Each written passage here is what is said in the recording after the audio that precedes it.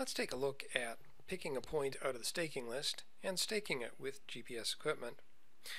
Here we're looking at the staking list on the left-hand side, and this allows me to select different points for staking right off the left-hand side, or if I want to, I can pick the point off the map view screen and it'll highlight on the left-hand panel. This zoom extents button here zooms to a level where it shows the difference between your current position and your staking destination, and this little graphical icon here also gives you another graphic to make it easy to find things in a cluttered map view screen.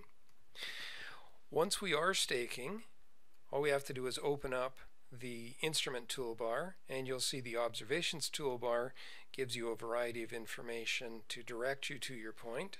As I'm tapping on this toolbar, it's updating both metadata about the position and directions to direct you to your point. There are other higher visibility options.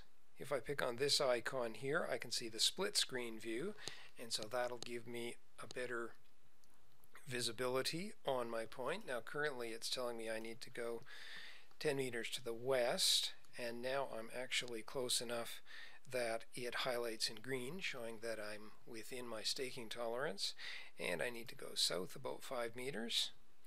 So I'll take that step, and here we go. Now we've actually got both the icons showing in green, although we can tell that I need to fill 1.2 meters.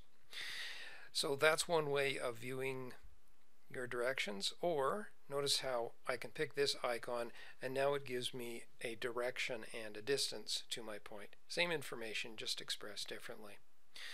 For a higher visibility option, pick on this icon for the full screen direction. And that again gives me the same information as before, and it also gives me a choice between polar directions and Cartesian directions.